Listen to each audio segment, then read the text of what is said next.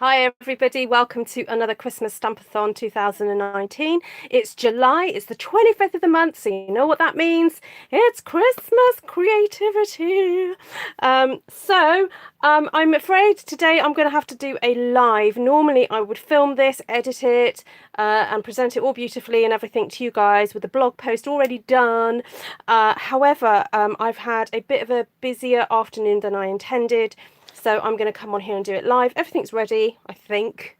But yeah, we're just gonna, go for it.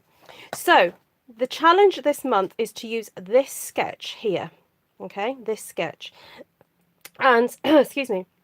And the challenge is to make either 4 cards or 4 tags, or both, if you would like to, using this sketch here. Da, da, da. So the lovely Denise has created this for us, and so you can, tweak it, change, play with the dimensions if you want to, but definitely play with, whether or not you want to use DSP, whether you want to use cardstock, ribbon, paper, whatever you want. But follow this kind of outline. All right, so this is the sketch. If you would like to see a copy of this, I'm going to have it on my blog later on. But of course, we've got the wonderful Denise in America. We've got Rosalie and Ellen in Australia, and eventually there will be links. There will be links down below of connections to their YouTube channel so that you can see what they did with this sketch. So let's get started. I wanted first of all to just show you a little thing that I saw using the fabulous Magnolia Lane papers. So here we have the DSP collection, and as you can see, a couple of the papers have this really lovely dark. This one, and I think that is it. So it's 2 of the papers, these 2 here. And I have seen this being done on somebody else's YouTube channel. I think I saw it on Janice Thompson's Jazzle Dazzle Crafts. And so, yeah, if you don't follow her, please go and follow her. She's a slightly newer YouTuber than I am, and she does some really lovely projects. And I don't know where Janice got it from too, and I can't remember also if actually she used the Stampin' Blends to colour in the paper. She may have done that. However, I am not doing that. I'm just going to show you a quick little technique if you haven't got a lot of time to do this. All I did was get my ink pad. So I've got Real Red here. And I got a little sponge or brush or whatever you've got to hand. And the first go I had with this, I actually just went for it and coloured all over. All right. So it does mean that the green leaves do end up with a little kind of hint of red on them as well, which I realised I didn't like so much. So I had a bit more of an experiment, and this time to get this effect, I just focused my sponging just on the central kind of portion of the flowers, and that way I didn't kind of like touch the green hardly at all. And personally I preferred that look. Okay, but it was too late. I'd already done the pieces I needed. But that's just a little tip, that if you found the red a little bit overpowering, just sponge wherever you wanted it to go, or use your alcohol pens and just colour in the flowers on the DSP, and then you end up with these kind of more Christmassy looking flowers, very kind of reminiscent of poinsettias. So there we go, that's my little tip for you for that. So here I have 4, because of course we're going to be making 4. I did do a sample card that I was going to show you, but I seem to have mislaid on my desk. So I'm just going to make it and hope it looks like the first one I made. So there's this lovely stamp set that Stampin' Up have released, and you've seen me use this before. It's the Magnolia Blooms, and this is like a secret stamp set. Not really, it is available to everybody, but it's not in the main annual catalogue, so it's a very particular one. The code for it is 152729 if you'd like to order it. And I just like the size of these little flowers here, and oh, I've already got mine out here.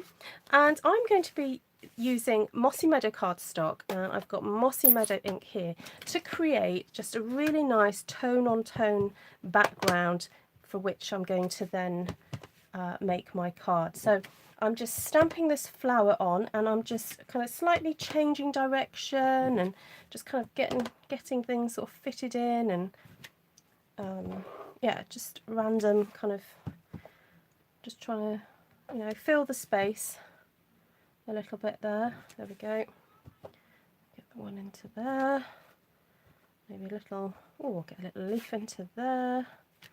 There we go. Oh, and then I've got the space up there, which is quite nice to just fill in. Don't forget the edges of your cards, okay? Sometimes it's very tempting to kind of focus on the middle, but forget the edges. It's really important, because this card, actually, the middle is going to be covered up with my DSP and my little banner that I'm going to cut.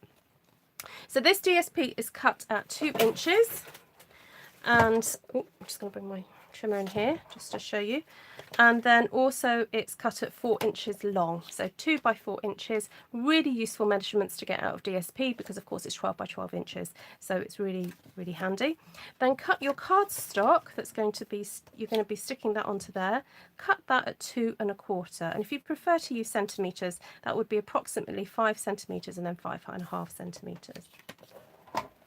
Then we're going to cut a banner shape into this, and to make it easier to do it kind of all in one go, I'm just going to hold, actually I could even use a little bit of washi. I've got some washi on my table, so you could get a piece of washi to hold it into place before you cut your little snippety doodahs. Pop that across there like that, and just cut, basically cut, aim for the middle. So if you're not very good at eyeballing this, then just cut a slit up the middle of your card and DSP there, then cut from the corner into the middle, and then cut again from your corner into the middle. There we go. And then when you take that apart and then move it up, you then end up with this kind of like perfect border all the way around. Voila. So then just glue it into place. Now I've deliberately not given you a measurement for that red piece, because actually it's easier to cut it after you've cut the fishtail into it. So don't, you know, just be a little bit generous and not actually cut that to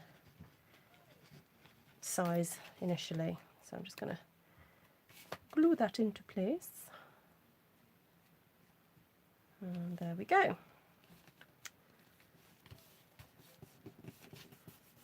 Okay, and while I've got it on my table, I'm just going to grab my green mossy meadow, and because I want this to kind of have quite a vintagey vibe to it, I just want to darken a little bit of the edge of that real red. I don't want it to be so bright. Not that real red is super bright, but I just want to take off the edge of that. Okay, and you can see how if I put that, you know, that kind of lightens it up a little bit as well, but I've gone for this using this one. And then once you've done that, you can then cut this off,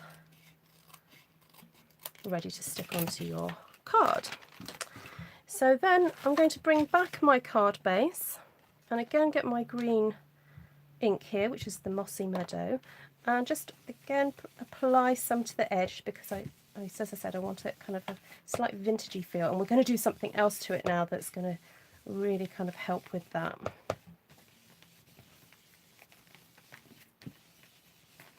Okay, I'm just going to set this to dry for a second, because we're going to be doing some heat embossing. But before I do that, I just want to show you, I'm then going to cut a piece of lace with the border lace ribbon punch. So I've already started cutting some. I've just got a little bit more to go. So all you do is I don't know if you can see that well, you align the design up, and punch down, and then you have this continuous border, which is really pretty. And again, I just want this vintaged up a little bit. I don't want that stark red. So there we go, got that done. Then I have a little tip for you for how to decorate some of this lovely vanilla ribbon. Initially I looked at it and thought, oh, should I put the vanilla at the bottom? But for me it was too much of a stark contrast, so I wanted just a very subtle bit of texture using this ribbon. So using the Stampin' Blends, I've discovered you can just make your own coloured ribbon. So cut the piece that will fit your card. Actually, if you cut it pretty much as it is, then you don't end up wasting. And then you get your ribbon and then figure out which side is the right side. It's usually the one that's the neater side. And then just going over and over and over. This is with the dark old olive. Just brush lightly with your brush tip over the top. And hey presto, you end up with custom coloured ribbon, which is super pretty. I might just need to do that other end a little bit more. There we go. Right. And if you wanted to do this in another colour, you could do that. You know, if you fancied it in the red instead, that's absolutely fine as well. But isn't that pretty?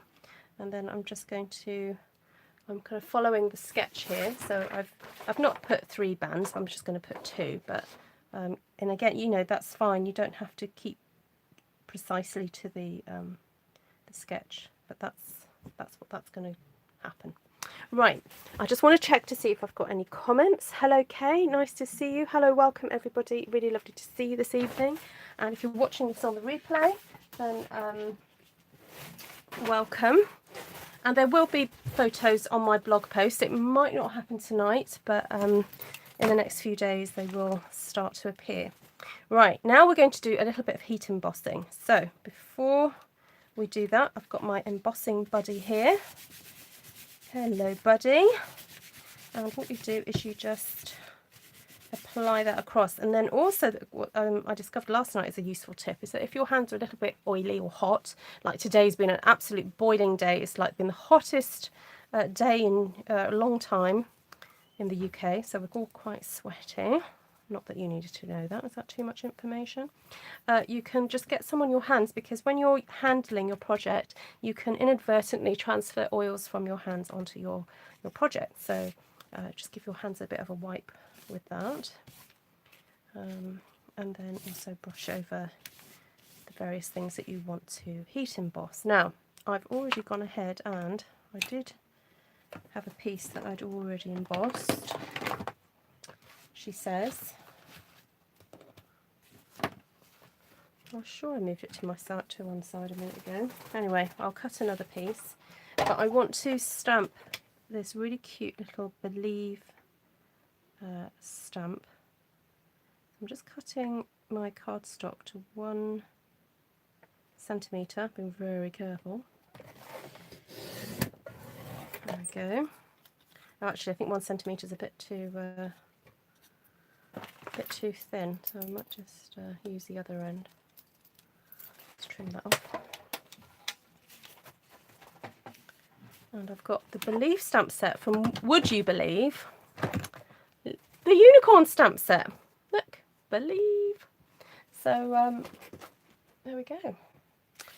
So for me, it's you know, believe in the gift of Christmas. It's Jesus. Oh look, there, I've just found it. There we go. So let me just tell you what the measurement for that was. That is basically 1/2 inch. All right. So if you want to do that, that's 1/2 inch. I'm not going to go and stamp that now. So basically, I stamped that and heat embossed that with the gold, but I won't be doing that now for you. So this is my little trick, just to add a little bit of pizzazz and sparkle to your projects. You just basically dip, as it were, the edge of your project into the Versamark, like this. And then if you want to do a little bit of the edge of something, you just kind of, you can stroke the edge like that. Now if you wanted more ink or more gold, then I would actually sort of brush a bit more, you can make this a thicker band, but I just really like that little thin strip. And I'm not going to do it, but you could also do that to the tag if you wanted to as well. But I'm not going to do that. Okay, where's my lid? There. Right. So here I have my gold embossing powder, and very quickly just going to dip that there, dip that there, so just put that to one side for a second, and then the same here, just got to kind of dip that in there. And it is slightly easier. I mean, I know the powder comes packaged in those little containers, but I find it easier to put them in these slightly bigger trays, because then it makes this easy. You don't necessarily have to get out a piece of paper and make a big old mess. You can actually dip most of your project like this. Right, so here comes the fun part, where the magic happens, and I'm going to have to turn on my heat gun, I'm afraid. Sorry about the noise.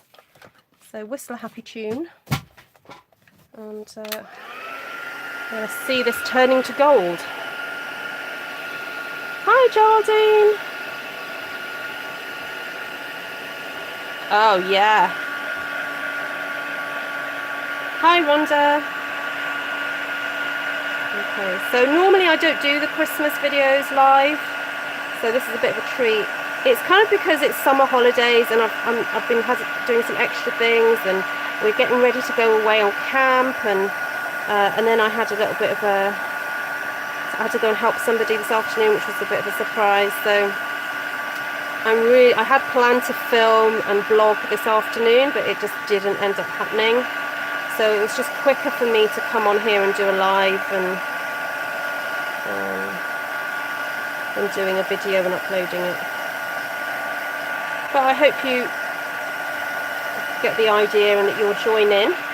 So if you're new to my channel and you don't know why I'm making Christmas cards in July, then do follow the link that will be below to the Facebook group. It's called Christmas Stampathon 2019, and we have been making Christmas projects all since January, and we're going to be doing Christmas projects every 25th of the month until October. Have I not done that one? Not done that one yet. So it's not too late to join in, but basically in order to enter for a prize draw, you need to enter this month's by the 24th of August.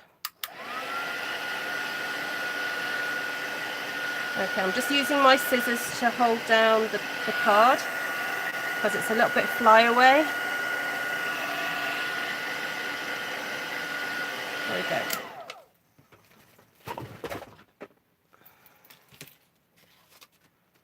Alright, so here we go. Time for sticking down.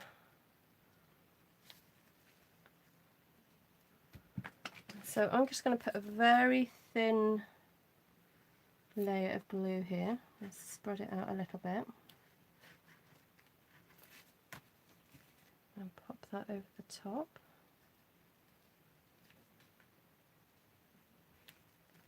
And I think I'm just going to hope there's enough glue on there to hold my red piece as well. I'm actually going to just push down quite firmly. Do that for a few seconds. That's the great thing about the Tombow, that if you do hold it there, it will stick if it's paper. Okay. Oh, hi Esther. She's just come on. So yeah, so Rhonda's just saying that she started following Stampin' Style Creations and myself. Welcome. I have had a few new followers recently, so welcome. Okay, so then once that's all glued down, you can just turn it over and snip away, and then it just saves the hassle of trying to get it absolutely perfect the first time round. You can just do the sticking and then you're done. Okay, so then this panel is just going to stick onto there, and as I said, if you want to gold emboss around there, you can do that, but for the sake of this video, I'm just going ahead and sticking that into place. And it's almost a shame to miss out on that little sliver of gold, so I'm just pulling that down by about 1 millimeter so that we can see a little bit of that gold peeking through on the top. I'm sticking that there. and then I pre-stamped emboss this bit. Hi Janice, lovely to see you. I mentioned you earlier, my darling, because I think it was on your channel that I saw this trick of colouring in the magnolia paper, and it just stuck with me. So when I was designing this card, I thought, ooh, I'm going to try that out and see if it works. Right, now, for me, there's something missing. There's a wee little thing missing from this card, and I just need an extra bit of bling. Now, unfortunately, Stampin' Up! Have stopped stocking the gold metallic thread. So I had a little play yesterday to see if I could make my own gold thread using the Daffodil Delight pen. And, well, it sort of works. So we'll have a go. You can decide, you can have a play and decide if you think it works. So my tip is get the thread and roll it up in your hands like that, and then pop it on the table. Get your stamping blend. Are you guys with me? Can you see me okay? And then just kind of colour in the threads. Now I do actually have the gold metallic thread still left over because I really love this stuff. But I didn't really want to show you something that you couldn't purchase.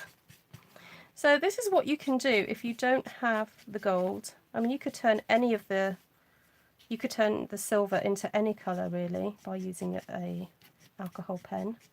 It's a bit like a Sharpie, so if you don't have these, use a Sharpie. It kind of works, it just gives it a little bit of a gold hint. It's nothing like really the gold, but it just makes my heart happy because I didn't want silver. So there we go. And I just need to find some dimensionals, which were on my desk yesterday. I've got my sister arriving tomorrow. Hey Esther, should we do a little YouTube live tomorrow together? That would be fun for everybody, wouldn't it? Or maybe not, I don't know. Where's my dimensionals? Yes, I've got my sister arriving tomorrow. And my room is a tip. So I was thinking earlier, I might just get a cardboard box and just shove everything into a box and just hide it in the garage and not tell her. But it's too late because she's online now and she can hear every word I'm saying. Or I just do a bit of a blitz, but I have got to go and sort out some camping gear tonight before I do that. So we'll see. We'll see. She's quite used to me. Right, I'm making a mess here deliberately with my gold thread. I'm going to just put that down there like that. Why don't you just chuck everything in a box? Yes, yes. Go live on both channels. Ah, scary. Right, so I am just putting 3 dimensionals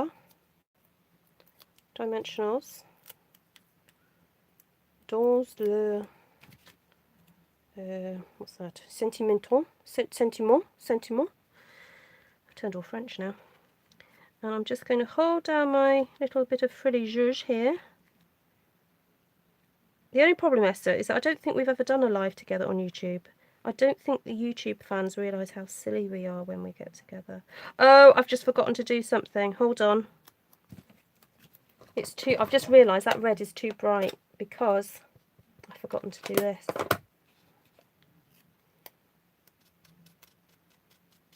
Don't tidy on my behalf, she says. Yeah, and then when she arrives, she'll be going, oh, Ruth, what have you done, woman? Okay, right. Ta-da! I'm going to stick that there. Right. So if you wanted to add extra bling by putting some diamantes or pearls or whatever, you can go ahead and do that. But I really just like the simplicity of it. For me, I know a lot of people use the word believe at Christmas time to refer to Father Christmas. If you want to do that, that's fine. But for me, it's kind of all about Jesus. But so for depending who you sent it to, it'll mean different things. So Esther says, love the background. I know, isn't it gorgeous? I just totally love this stamp set, the Magnolia Blooms. It's such, it's good value for money. I mean, I don't know what else I can say. It's good value for money. It's £13 here in the UK, and you get this image, and this image, and you get congratulations, happy birthday, thank you. You know, for someone who's starting out, this is fabulous. Such a fabulous stamp set. And I love how, actually, you can use this for Christmas. You know, these are very kind of, you know, by using Christmas colours, it's just beautiful. So, thank you so much for joining me. I did want to keep this video under half an hour, and I've done it, yes. And that's your sketch for this month. So you have until the 24th of August to get this done and submitted. So you need to take photographs of what you've created, join the Facebook page. So just if you go onto Facebook and type in Christmas Stampathon 2019, you'll find us, join us, and get inspired. That's the most wonderful thing about being part of this. I get to see everybody's take on these, and it's wonderful by the time you get to October to go, phew, I have got a few cards under my belt ready to send off. I've got a few different ideas and things, home decor stuff. It's great. So thank you so much for joining me, guys. Let's see, let's compare. Let's have a look. Ooh, that's not too bad. Not too bad at all. Not too shabby, as they say. And come and join the fun. Join the fun. We don't take ourselves too seriously. All we ask is that you use at least one Stampin' Up product on your work. Sorry, my brain's going. Yeah, so just use at least one piece of Stampin' Up product. You know, if you can use more, that's brilliant. But yeah, lovely to see you all. Take care for now. Bye.